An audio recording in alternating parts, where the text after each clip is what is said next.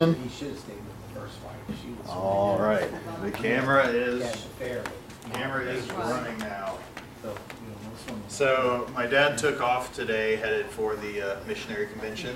So he's on the road. He will not be here tonight.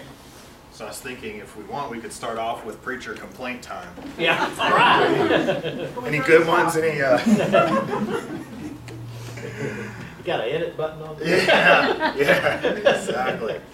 The airing of the grievances. Yeah, that's the best. While you were gone.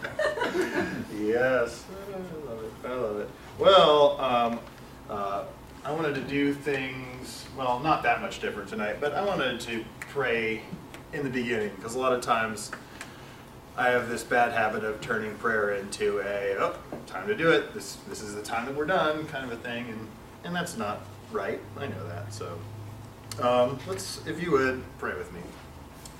Father, I want to say thanks again for letting us look into your word, and I realize there's so much there, and there's limits that we have to our understanding. I know limits I have to my understanding, but God, please don't let me ignore what you are trying to communicate to me and to all of us, and do help us to have that that listening ear, but not just that, but that mind that's looking for a way to be different, for a way to use the words and the lessons that you're teaching us.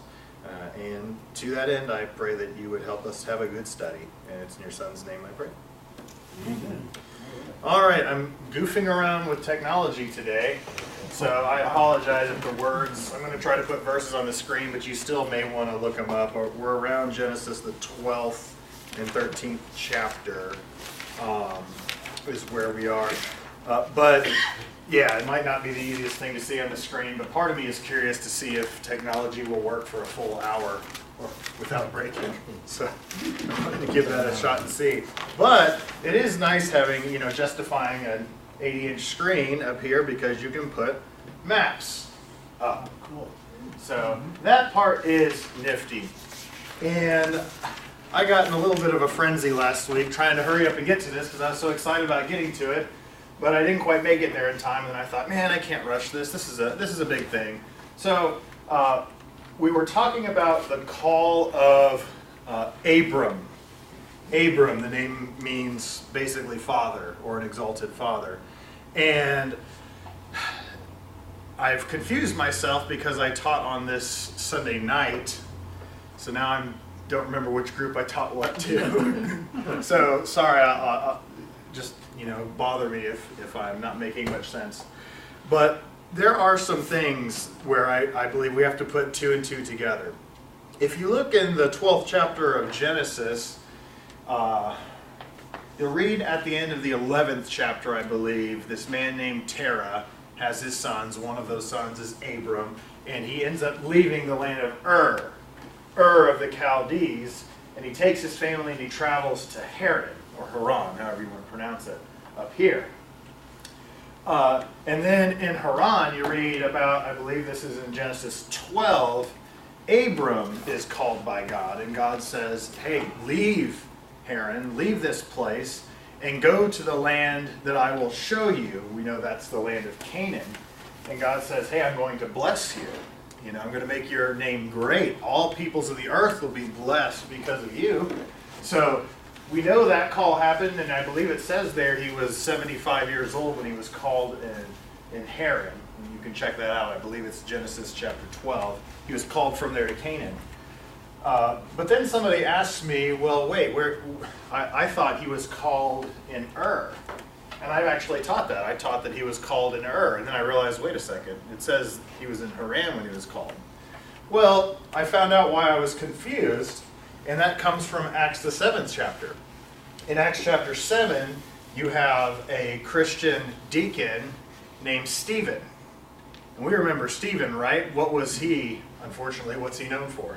Being stoned. He was the guy that was killed, the first real Christian martyr. But before he got stoned to death, he gave this parting sermon, this speech. And he outlines a whole bunch of history. And right towards the beginning of that speech, I believe we're talking the first 4 verses of chapter 7, Stephen lays out, hey, the God of our ancestors appeared to Abram, and he says that he appeared to Abram when he was in Ur of the Chaldees. But then in Genesis chapter 12, it says that God appeared to him when he was in Haran. So which is it? Ur, or is it Haran? It's both, yeah. It's both. And you guys know this, but let's reiterate anyway. 2 things, even 2 differing things, does not equal a contradiction, right? A contradiction is where one thing is specifically said and another thing is specifically said that cannot both be true at the same time. That would be a contradiction. But this is not a contradiction. Abram was called 2 different places. God talked to him, he called him from here in Ur of the Chaldees, and then he came to Haran, and God called him again. Which, I'm glad God doesn't give up on people. He, even after years, God said, hey, come on, time to go. Oh, look at that, technology failed already. Look at that. Okay, let's see if it bounces back. Because the next thing is what I wanted to show you. Okay, I guess it's going to be back now. This is going to be interesting. Can I ask you, is Mesopotamia the same thing as Ur? Oh, thank you. Mesopotamia is a generic term that I believe encompasses a large area here. I know this whole thing is referred to as the Fertile Crescent because it's shaped like a crescent moon and it's very green because of these rivers and things here. So I believe Mesopotamia is a much larger piece of the Fertile Crescent here. I believe that's what it is, going off the top of my head here. So, any other questions or thoughts? Sorry, I was making it bigger. So God called him here, he calls him here again, and he says, hey, I want you to go to the land of Canaan. That's where I want you to go, the land where I was, it's the land of promise, right? However, we know what happens when we get to the land of Canaan, and I believe we discussed this vaguely last week, but you'll have to remind me. When Abram gets to Canaan, does he stay in the land of Canaan indefinitely? Or does he end up going somewhere? He ends up going down to Egypt, and what was the reason why? Anyone remember the reason? He was in the land of Canaan, but all of a sudden this terrible famine came, and there was nothing to eat. Which, is also kind of puzzling. If God tells you to do something, and he says, hey, I've got a promise for you, and I want you to do what I say, just trust me in this, go to this land that you haven't been to before and live there. Well, it stands to reason that God will provide, right? He promises, therefore he provides. Well, then why is it when Abram finally gets to the land of Canaan, there's no food to eat after he's been there a while? Well, can't say I'm certain, but just because God provides doesn't always mean he provides in great abundance. What does Scripture also say that God does? And this comes from Hebrews, the 12th chapter, I believe. What does God sometimes do to people, to his children? He sometimes disciplines them. Why would he do that? Well, why does anyone discipline their children? Why are they supposed to? They're not following. Yeah, sometimes it's basically it's because you love them, right? You want them to do what's right. You want them to learn and to grow, and so you allow them to go through some hard stuff. As a parent, one of the worst things you could do is to bail out your kids all the time and never let them experience any hard things in life. Why? Because they're never going to grow from that. Well, just because God made a promise to Abram doesn't mean he's allowing it to just be easy, smooth sailing. You do what I say and everything's just going to work out nicely. No, he gets there and there's nothing to eat, and he's so worried that evidently he felt the only thing he could do is to run away to a land where there's food for a while. And that's just a reminder to me, because there's a lot of teachers out there that are saying, hey, you follow God, God always provides, and that means he'll bless you. You'll never be without. You'll never be in want. Really? Really? I mean, that sounds great. That'd be wonderful. But let's go back to Abram. Abraham is about as good as you get, right, for a godly individual. I mean, he ranks up there in at least, the top 20, top 10 of prominent Bible characters.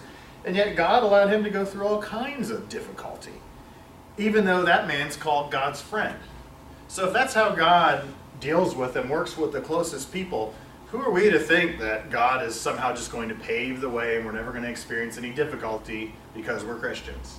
I just don't see that consistent with what the Bible teaches. Nor do I see it consistent with what Hebrews 12 says about discipline and how we grow. In James chapter 1, right? James chapter 1, rejoice when you are persecuted. Why? Because it develops your faith, basically. First few verses of James. So, yeah, that's really what Scripture teaches.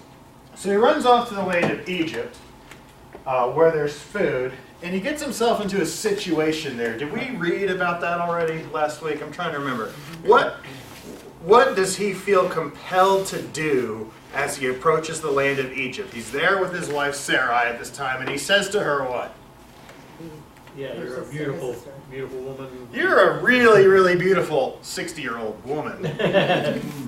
She must have been something to see, I guess, right? You're a really beautiful woman, and they're going to kill me and take you because, let's face it, I'm just in the way. They're going to want you. So do me a favor. Tell this lie, this little half-truth. And what was this little half-truth? She was his sister. Yeah, exactly. Say you're my sister. Do it because you love me, honey. You know? Because you...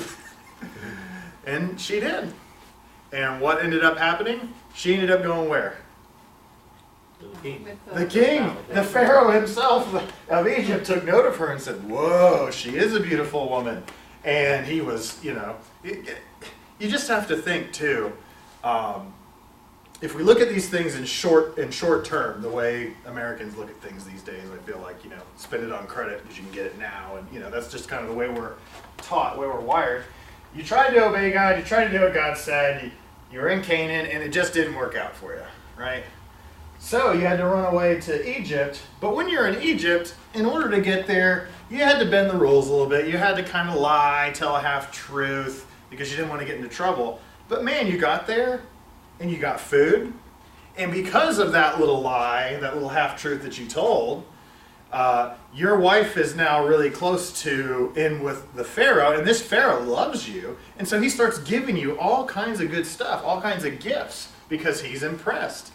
And so you got to admit, like, okay, I did bend the rules a little bit, I worked things out kind of my way, but it's not that bad, you know? Doesn't it seem like things are working out? Well, in the short term, yeah. The short term, things do work out. And so that's what we know about sin, right? Does sin hurt in the very beginning? Well, I'm going to suggest that to most people, at least the tempting kinds of sin don't really hurt that much in the beginning. Yes, they hurt your relationship with God, which is why I assume you guys hesitated, because you know the truth of the matter.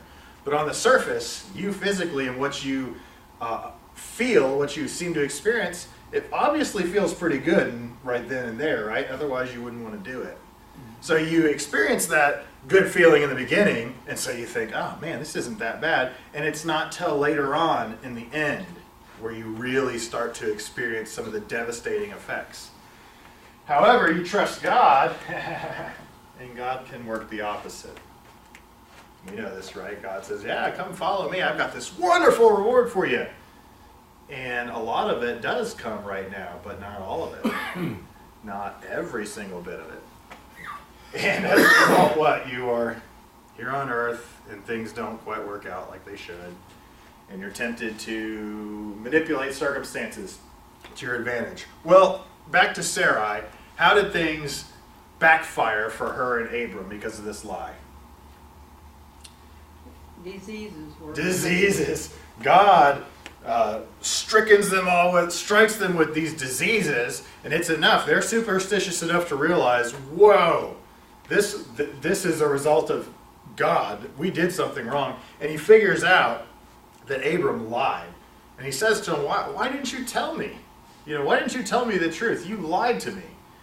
And he ends up sending him out of Egypt, and he takes his wife, but at the same time, God's providentially, he has provided. So he leaves the land of Egypt, probably with a decent amount of food, sheep, grain. One question. When the Pharaoh sent him away, didn't he give her servants and stuff? I think you're right. I think that's what the scripture says. And I was thinking, might be where Hagar came Yes, that is a very good point, because Hagar, who we're hopefully going to get to later on today, is an Egyptian servant.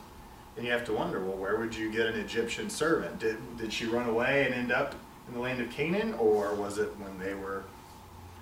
Which, that's great, because we know there's some trouble associated with Hagar, trouble that could have been avoided potentially if they didn't pick up that extra servant. Work of Egypt. Yeah. Now we take another step back. Thanks, Ryder. We take another step back and we look at this from the God-Satan perspective. What is Satan trying to accomplish here? If we go back to the garden, we remember Satan, he intervened, got mankind to sin, but then God gave the first prophecy and said, an offspring of this woman is going to come and crush your head. And so Satan's looking for that offspring. Later on, he finds out it's going to come from the line of Shem. He knows that. Then later on, Genesis chapter 12, God makes it pretty clear that offspring is going to come through Abram. Later on, Abraham. So Satan knows I need to be going after Abraham. So if he can't get Abraham killed, if he's not able to do that, what tactic do you see him employing here? What value is there for Satan to get Abram to go into the land of Egypt?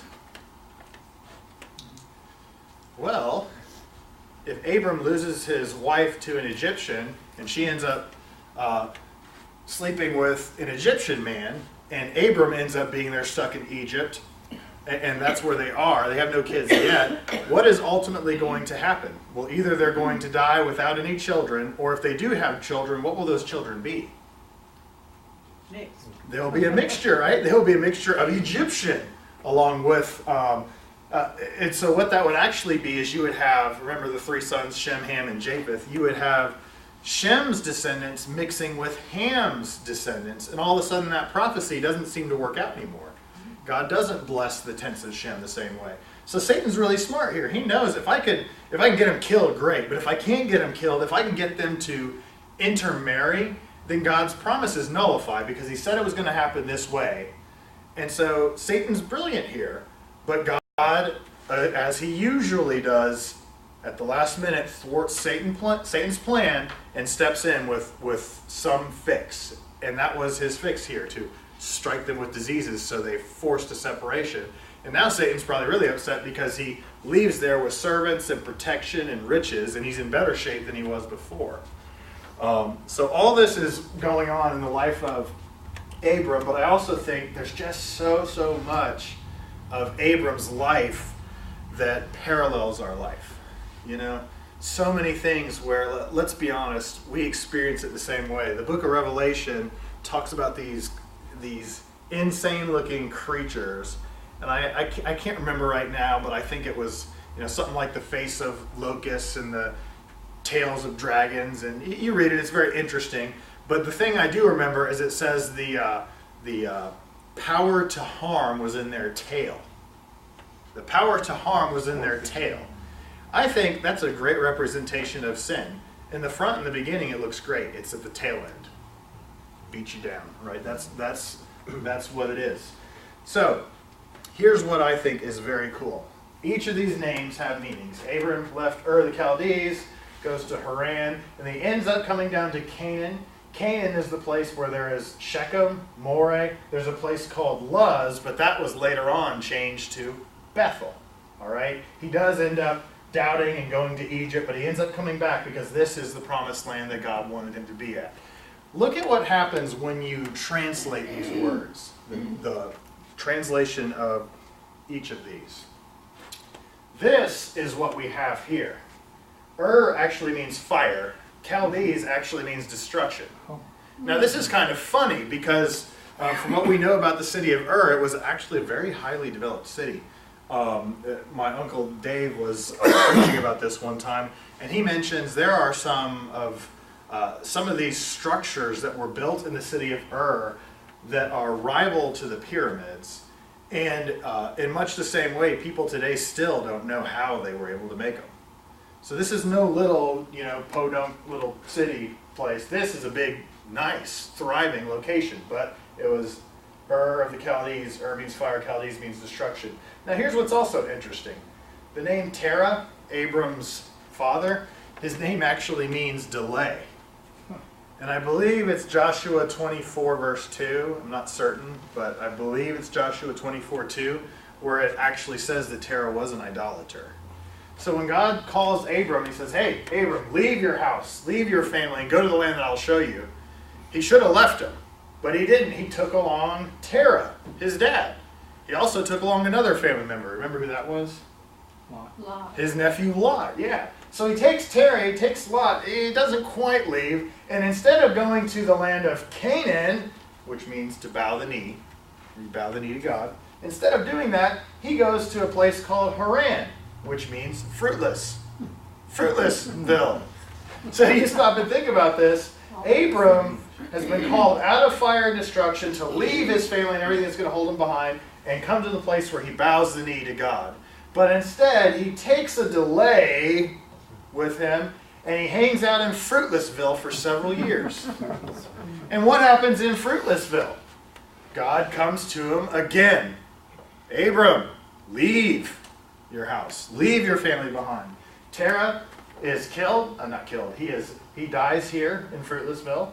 And so finally God comes to him again and he does leave. But when he leaves to head towards the land of Canaan where he would bow the knee, he takes along Lot with him. So he didn't fully leave everything behind. And he didn't end up staying here. He ended up, after a while, going to Egypt. Now the reason I have dual there is because we don't really know what the Hebrew name Egypt, what the etymology of that word is. But what we do know from the ending of that word is it is a plural word. So it is a plural ending. So I'm going to suggest to you, at least the possibility, whatever it is, we're talking about a dual, more than one. I would suggest maybe divided loyalties. You know what I mean? You're at least going to a place where you're not solely focused on bowing the knee to God anymore. You have divided attention, different plans. Beyond that, I can't say too much. But look, isn't that really interesting? Leave fire destruction. Go to the place where you bow the knee.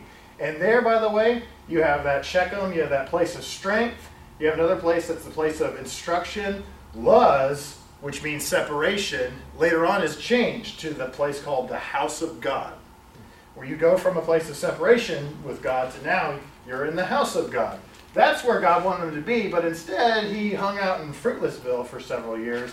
Then when he got there, he thought, he struggled with it for a while, and he had divided loyalties. He came down here until God finally said, wake up, get up, time to go. And he got him back to the land where he bows the knee. Isn't that really interesting? Do you see any sort of, parallel to what God asks of his people today? Of every single person today? Hasn't God, through Christ, through the gospel, said to every one of us, called us out of a place of fire and destruction, a place that's headed towards fire and destruction, to a place where we bow the knee to him? Absolutely he has. But you know what? So many of us, instead of going to that place, we say, I'll start going there, and then we hang out in this middle ground, this little hesitation land in Fruitlessville for all these years until God lets something happen again. Sometimes it's tragic. Other times it's not tragic at all, but you just wake up and you realize, man, God's trying to get my attention here. And God's calling you. He's basically pushing you, get out of this divided loyalty. Get back into the relationship with me. You need to truly submit to me and stop trying to live kind of for yourself. And he wants you to stay there at the place of strength, the place of instruction. You were in separation, but now you're in the household of God. And that's wonderful, and we need to be there. But after a while, we sometimes fall away into this, yeah, I'm still here, but I'm kind of here. You know what I mean?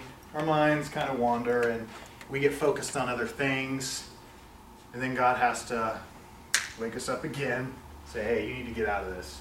You need to get back to where you should be, completely bowing the knee to me. I find that very, very interesting. And all of this is what you see when you take it slow and you look deeply at what these words mean.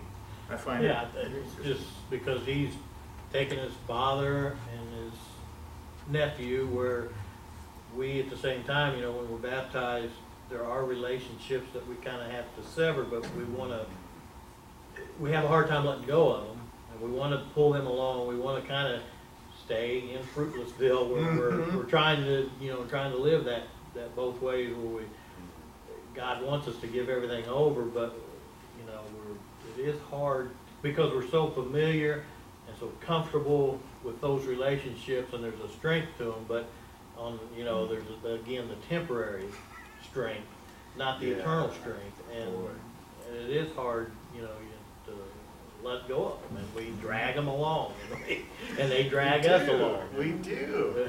I'm really glad you tied in the relational aspect of that, because it obviously when you first come to God and after, you want everyone to come to God with you, especially your family, especially your friends, the people that you're closest to. And your dream is to be able to bring them with you to this submission to God. But if they don't want to go there, either you separate from them to get there, or you hang out in some sort of middle ground, like you're saying, and it doesn't really work. You can't be both at once. And so a lot of people, and sorry, Cart, to pick on you, but you're a person I know. When you became a Christian, you had to lose a lot of friends, right? You deliberately had to make a choice to reject, all your friends? I mean, a lot of them, right? I know it sounds bad, but man, what a bold thing that guy did. For this very same reason, because your loyalty is constantly divided. So, yeah, I do think this is so cool. And I'm indebted to George Fall for pointing this out to me, because I wouldn't have caught it otherwise. So, anyway, that's what we see in the life of Abram. We're going to pick up here in the Bible now. And this is, I believe, in the, I should have written the chapter down, but I think it's the 13th chapter. Should be. Yeah. Is it the 13th chapter? Thanks, because I know you can see your Bible, maybe not the screen, but I know you can see that. So, wonderful. Okay, flip through a few notes here. And all this is back up in case technology failed, which I was expecting it to do. So. All right, well, let's look at what it says. Starting in the 5th verse, it says, "Now Lot, who went with Abram," he was supposed to leave that guy behind, but he didn't, "also had flocks and herds and tents, and the land could not sustain them while dwelling together, for their possessions were so great that they were not able to remain together. And there was strife between the herdsmen of Abram's livestock and the herdsmen of Lot's livestock. Now the Canaanite and the Perizzite were dwelling then in the land. So Abram said to Lot," by the way, isn't it interesting, the strife between the herdsmen, this would have been completely avoided had he just obeyed God in the first place and left Lot behind. Now, a lot of the strife, as this ties into basically what Jay was saying, a lot of the strife that you and I struggle with today is a lot of times because we didn't leave some little sin behind that we should have let go, but we wanted to hold on to it. And when you hold on to it, you end up with strife. And so this is a really good physical example of that. Verse 8, "So Abram said to Lot, 'Please let there be no strife between you and me, nor between my herdsmen and your herdsmen, for we are brothers. Is not the whole land before you? Please separate from me. If to the left, then I will go to the right. Or if to the right, then I will go to the left.' Lot lifted up his eyes and saw all the valley of the Jordan, that it was well watered everywhere. This was before the Lord had destroyed Sodom and Gomorrah, like the garden of the Lord, like the land of Egypt, as you go to Zoar. So Lot chose for himself all the valley of the Jordan, and Lot journeyed eastward. Thus they separated from each other. Abram settled in the land of Canaan, while Lot settled in the cities of the valley and moved his tents as far as Sodom."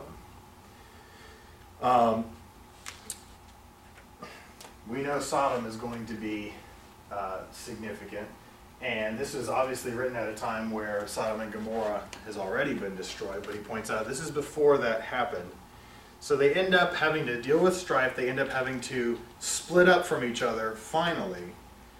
But just because they split up, Abram's wise enough to realize he should have obeyed God in the first place, so now he's separating from his nephew Lot. Just because that's done, does that mean Lot is no longer a problem to the promise that Abram has been given? Or is Lot going to come back to haunt him? Well, if you read ahead, you'll see what? Lot does come back to haunt him. Just because he left him now, it would have been a whole lot better if he had done it in the very beginning, but he didn't. He did it now, which is good. But, man, Dad said it a while ago now, but it's always stuck with me. You can get yourself into a place where even the right decision is still wrong in some way. In other words, if you choose to go so far down into sin, sometimes the only option you have is still going to be a bad option. You're going to have to choose between lesser evils because you've allowed yourself to get into a situation that you should have avoided. So here's a good example. He finally did get to separate from Lot, but man, it's not the end. It still is going to come back to haunt him because he didn't do it when he was supposed to. So let's see, verse 13 through 17. In that section, God reaffirms and reaffirms the promises all throughout Abram's life. This is skipping ahead to the 14th chapter, by the way. All throughout Abram's life, I appreciate the fact that God keeps coming back and says, Abram, count the stars. And that's in an area that's not very bright, so you can actually see all those stars. Because today, when I was a kid, and they said count the stars, I'm like, that's not that much. Because I didn't realize the light kind of shields that. But have you ever been to an area where it's dark as dark can be? You ever been there? You ever tried to count the stars? And man, you get some gear and you look at them, you realize you can't count these things. Now the grain of sand, that we understand, being close to the beach, right? Yeah, you can't count the grains of sand. There's way too much. That's the kind of blessing that God's saying to him. That's the kind of offspring that you're going to have. So let's take a look at this. Verses 8 through 16. I'm going to read this because I think there's some goofy names and I don't like embarrassing people all the time. I do sometimes, don't I? And the king of Sodom, this is Genesis 14. And the king of Sodom, the king of Gomorrah, the king of Admah, the king of Zeboim, and the king of Bela, that is Zor, came out. They arrayed for battle against them in the valley of Sidon. Against Kedorlaomer, king of Elam, Tidal, king of Goyim, and Amraphel, king of Shinar, and Arioch, king of Elasar. 4 kings against 5. Now the valley of Siddim was full of tar pits. And the kings of Sodom and Gomorrah fled, and they fell into them, but those who had survived fled into the hill country. Then they took all the goods of Sodom and Gomorrah, all their food supply, and departed. They also took Lot, Abram's nephew. Why? Because Lot had settled in Sodom. That's where he was living. They took Lot and all his possessions and departed, for he was living in Sodom. Then a fugitive came and told Abram the Hebrew. Now he was living by the oaks of Mamre, the Amorite, the brother of Eshcol, the brother of Aner, and these were allies with Abram. When Abram heard his relative had been taken captive, he led out his trained men, born in his house, 318, and went in pursuit as far as Dan. He divided his forces against them by night, he and his servants, and he defeated them and pursued them as far as Hobah, which is north of Damascus. He brought back all the goods and also brought back his relative Lot with his possessions and also the women and the people. So, what does he have to end up doing for Lot? He has to go rescue him. Just when you thought, I put that sin to bed, it's done, I don't have to worry about it. No, it's coming back to haunt you. He has to rescue Lot. Now, here's one thing that's kind of cool, though. Abram left as kind of a not that great of a person, from his hometown. But he's doing pretty good for himself. How do you know that? Well, he has 318 servants. But not just any 318 servants. What are these 318 servants? What does it say about them? Trained fighters. He has 318 servants who are actually soldiers or soldier material, trained fighters. He's probably got a lot more than that.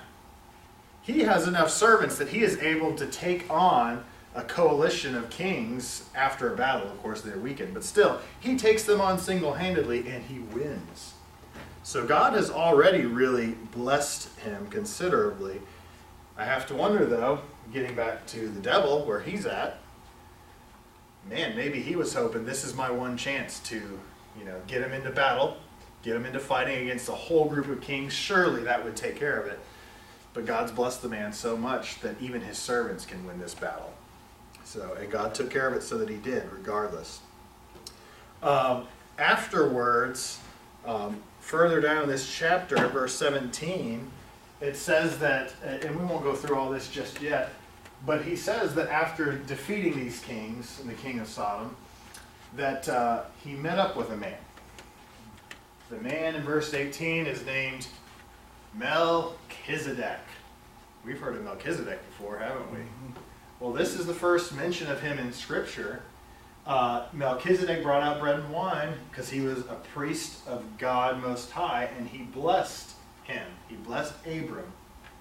And Hebrews tells us the lesser person is always blessed by the greater. That's kind of an obvious thing, but that's how blessings work.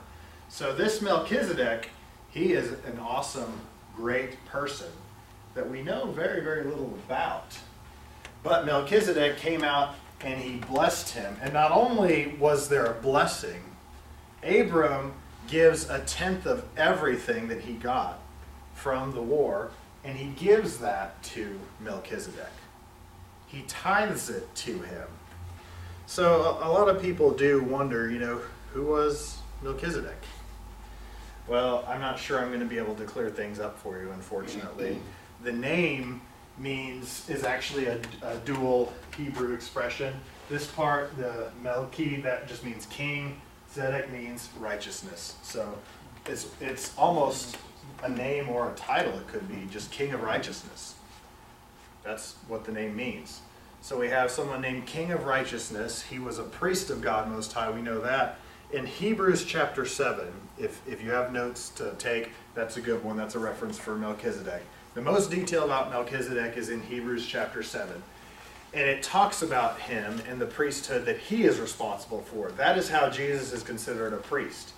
We know Jesus is prophet, Jesus is priest, Jesus is king. And king makes sense. Prophet also makes sense, prophet like unto Moses. But priest, some people might wonder, he's from the line of Judah. Priests don't come from the line of Judah. Well, the Levitical priests don't. But you've got another line. You have Melchizedek. And that's where Christ's priesthood comes from. And Hebrews chapter 7 explains that. And it says some interesting things about this guy. It says that he is without father or mother. I believe that's the expression he uses. Without father or mother, without genealogy, without beginning of days or end of years, he remains a priest forever. So you wonder, without father or mother? Ooh. Is there another? Well, no, it wouldn't be an immaculate conception. It would be he has no father or mother. How is this possible? Well, the important thing to point out is that, yes, it is possible that we're dealing with a special individual, a special creation of God or something, someone who is not from parents. And he does continue to live on, and we know very little about him, but he is a priest.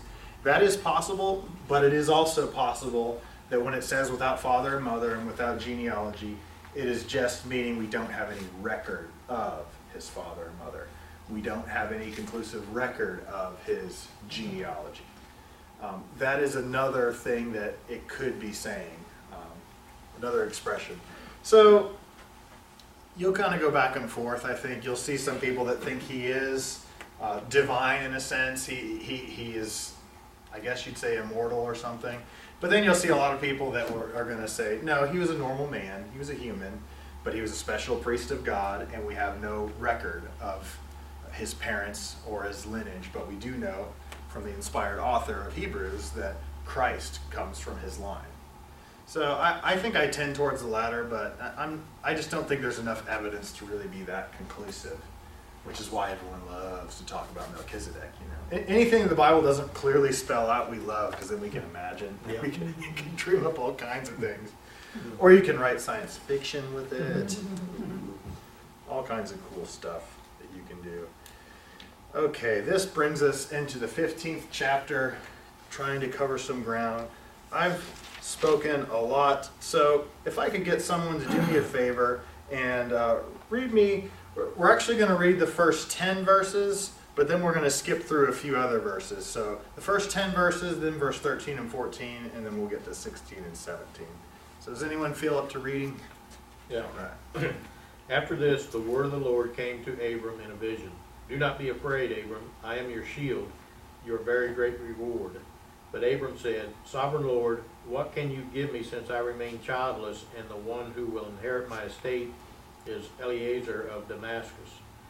And Abram said, You have given me no children, so a servant in my household will be my heir. Then the word of the Lord came to him. This man will not be your heir, but a son who is your own flesh and blood will be your heir. He took him outside and said, Look up at the sky and count the stars. If indeed you can count them, then he said to him, So shall your offspring be. Abram believed the Lord, and he credited it to him as righteousness. He also said to him, I am the Lord who brought you out of the Ur of the Chaldeans to give you this land to take possession of it. But Abram said, Sovereign Lord, how can I know that I will gain possession of it?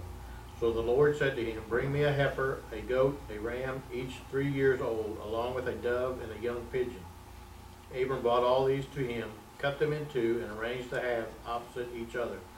The birds, however, he did not cut in half. Then the birds, okay, that's where you want to stop? No, go ahead and read verse 13 and 14, and then skip to 16 and 17 for me. Then the Lord said to him, Know for certain that for 400 years your descendants will be strangers in a country not their own, and they will be enslaved and mistreated there. But I will punish the nation they serve as slaves, and afterward they will come out with great possessions. In the fourth generation your descendants will come back here, for the sin of the Amorites has not yet reached its full measure. When the sun had set and darkness had fallen, a smoking firepot with a blazing torch appeared and passed between the pieces. That would be something to see. That would be something to see. All right, a couple of quick things here. Know for certain your descendants will be, what does he say? Enslaved and oppressed 400 years.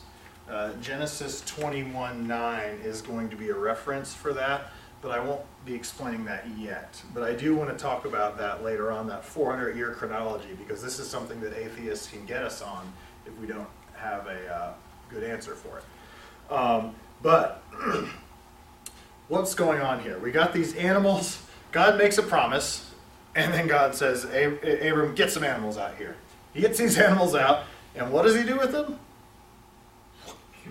Slice them right in two. Now that's something you probably don't forget. That's a pretty, I would guess that's a fairly memorable thing to do. He cuts these things in two, and he lays them out on the ground. Half the animal here, half the animal here. Half this animal, half that. And he lays these animal pieces on the ground. Now it's my understanding what this is a very ancient practice of oaths. Some of the most serious oaths, as a matter of fact. What you were saying, both parties would agree to whatever it is this oath is going to be. They would take these animals, they would cut them in half, and they would set them on either side, and they would walk between the halves of the animals. What's the significance of walking between the halves of these animals? Does anyone remember? It was saying, if I don't keep my word, let this happen to me. That's how serious this oath is. If I do not honor whatever agreement we are making today, just like these animals, this is what should happen to me. So you're going to be dead. You can't be split in half. So that's how serious this oath was. So God says to Abram, Abram, get the animals out. And Abram cuts the animals out. I think Abram knew what was going on here. He knew what he was doing. Then God shows himself. What does it say? A smoking fire pot, something like that. Is that what it says on here? Well, anyway, God represents himself, and God walks between the pieces. Now think about that for a second. Normally, two parties walk between these pieces. Whoever's making this agreement or this commitment or this promise together. But God didn't even make Abram do it. God said, no, this is me. What's the significance of that? Well, it's completely one-sided. God and God alone is the one that's going to honor this agreement. It has nothing to do with how good or how not good or whatever Abram is. This is based on God and God alone. So there's no, nothing he even has to do. God is going to honor this. And how could God say, may this happen to me if I don't keep my agreement? How could this ever happen to God? Could God ever be torn into pieces? No. God can never cease to exist, right? He's God. God can't die. So in a very real, very graphic way, God is making it plain that what he said is going to happen. There's no way around it, because I can't be torn like this. I'm not making you walk through this. I am walking through this. I'm making this promise as firm as it possibly can be made, that I really am going to bless you. I really am going to do what I said. Pretty gruesome, but pretty amazing when you think about it, I think. Let's see. This puts us in, all right, the 16th chapter. Can somebody read the first 6 verses here? Now Sarai, Abram's wife, had borne him no children, and she had an Egyptian maid whose name was Hagar. So Sarai said to Abram, now behold, the Lord has prevented me from bearing children. Please go to my maid. Perhaps I will obtain children through her. And Abram listened to the voice of Sarai. After Abram had lived 10 years in the land of Canaan, Abram's wife Sarai took Hagar, the Egyptian, her maid, and gave her to her husband Abram as his wife. He went into Hagar, and she conceived. And when she saw that she had conceived, her mistress was despised in her sight. And Sarai said to Abram, may the wrong done me be upon you. I gave my maid into your arms, but when she saw that she had conceived, I was despised in her sight. May the Lord judge between you and me. But Abram said to Sarai, behold, your maid is in your power. Do to her what is good in your sight. So Sarai treated her harshly, and she fled from her presence. What an excellent example of male leadership, huh? I'll tell you what, Abram, the friend of God. So the promise is taking a long time. Yeah, God said it's going to happen, but it hasn't happened yet. And Sarai, of course, probably has some sound reasoning. You know what? He said that you would father all these children, that they would come from you. Didn't necessarily mean that they're going to come out of me. So therefore, maybe this is what God meant. And so she says, hey, marry my handmaid, my Egyptian handmaid, probably what Roger was saying when he was in Egypt, might have gotten her there. Hagar. Why her? Well, this was actually, before we are too quick to judge, this was a common practice of the day. If somebody, because having children was everything, your offspring was everything. So it was common if one person couldn't bear kids that you would marry another, marry a servant or concubine or whatever, and you would have descendants through that person. But just because it's a common practice of the day does not mean it's a right practice. Does not mean it's something that should be done. And number one, it shouldn't have happened. Number two, he should have trusted God anyway. God didn't need his help to accomplish a promise. God could do it on his own. And he would do it on his own. And so Abram says, no way, Sarai. No. I could just picture, what a failure. I'm sorry, I just have to think of Abram at that moment. His wife suggests something. He's like, you're suggesting what? Well, I guess if I have to. So hard, but I really, don't. That's what you want. What a fight this guy put up, you know what I mean? You're just telling me, we know what's going on here. You're not fooling anybody. All right, so he should have been the leader that he should have been, but he wasn't. And I'm like, okay, well, we do what we've got to do. And after it's done, and she does conceive and bear a child, then the relationship between Sarai and Hagar is just terrible. And Sarai is out of control. And it's very easy to read the scripture and to think, look at what Sarai is doing. This is your fault. You did this. And I could just see husbands saying, yeah, that's what happens to me all the time. Everything's my fault. But in a very real way, even though, it was her idea. Does this remind you of something, another sin, where Adam said, hey, it was this woman, it was her idea. Yep. But he did it. Well, same thing again. Yeah, it was her idea. It wasn't a good idea. But he did it, and now they're having strife, and so Sarai complains to him, and his response is what? I don't want to lead this situation. You guys work this out yourself. I'm just, there again, what another bad example of leadership right there. To just step away and, I'll just pretend it didn't happen, look away, I got what I wanted out of this, I guess, and just move on, So it really is an embarrassing time. Which, by the way, why is it important? Can you guys think of any reasons? Why is it important that the Bible includes bad stuff about its good people, its heroes? Well, it's relatability. I mean, if we read these stories and they never messed up, they never made any mistakes or sin, then we would think then what's wrong with me? I've lost all hope because How could God work with me? Yeah. Because I'm not perfect. That's excellent. Relatability. Is there any other reason why it's important? I could think of one that goes along with what you were saying. God can use everybody. Yes, he can. He can. So that's true. It does speak to the power of God. And also, if you were reading a document that had nothing but perfect people in it, flawless, what does that suggest to you about this document?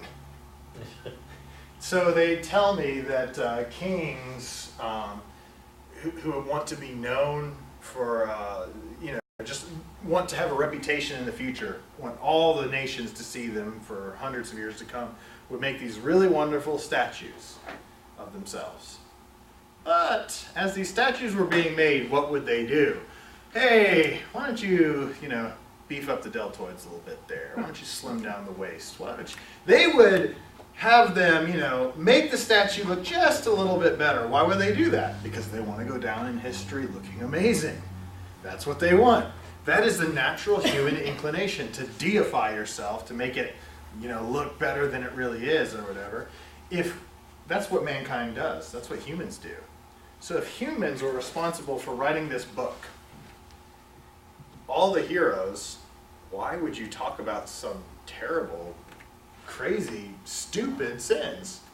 It doesn't make any sense, right? Unless this isn't just a human book. This is actually a true God-inspired work, and that's why even our heroes, our characters that are supposed to be these wonderful examples, have some very terrible human mistakes that are not ever painted as a good thing. They're not presented as though, it's fine. No, it's bad. It is just bad. It's just a reminder that that's evidence that this is actually true stuff, which I think is cool. I think, the 10 years too that went by, that plays into our impatience, and then, we get impatient, and you start thinking, maybe God, he closed that door, so maybe he's opening this door. Maybe, this, I don't think this is completely right, but he's shut everything else off, so I'm going to try this. And that's, it leads to the being with Hagar, and he probably knew that really wasn't the way it's supposed to be, but I'm getting impatient. Yeah. And, very true. I want to in the 80s or 90s. Yeah. No, you're right. They're getting up there in years. Because I believe Sarah was 60 when they went down to Egypt. She got servants there. So, yeah, I believe Sarah was 90 when Isaac later on is going to be born. And I believe Ishmael would be around 13 at that time, I believe. So, yeah, she would be, what was that, late 70s? No, yeah, late 70s, almost 80. That's pretty old. I can definitely think like, God, any day now. God does test them. He doesn't make it easy for them. Let's finish up with verses 7 through 16 here. 7 through 16. Now the angel of the Lord found her, we're talking about Hagar because she ran away, found her by a spring of water in the wilderness, by the spring on the way to Shur. He said, Hagar, Sarah's maid, where have you come from and where are you going? Don't think Cotton Eye Joe there, by the way. That's funny. I am fleeing from the presence of my mistress Sarai. And the angel of the Lord said to her, return to your mistress and submit yourself to her authority. Moreover, the angel of the Lord said to her, I will greatly multiply your descendants so that they will be too many to count. The angel of the Lord said to her further, behold, you are with child, and you will bear a son. You shall call his name Ishmael, because the Lord has given heed to your affliction. Ishmael, by the way, means to hear, that God hears is what that means. He will be a wild donkey of a man. His hand will be against everyone, and everyone's hand will be against him. He will live to the east of all his brothers.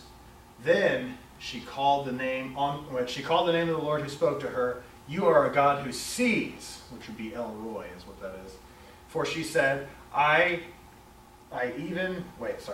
For she said, have I even remained alive hereafter seeing him? Therefore, the well was called Bir Lahai Roy. Behold, it is between Kadesh and Bered. So Hagar bore Abram a son. Abram called the name of his son, whom Hagar had bore, Ishmael. Abram was 86 years old when Hagar bore Ishmael to him. So that would mean Sarah would be 76, right? Wow.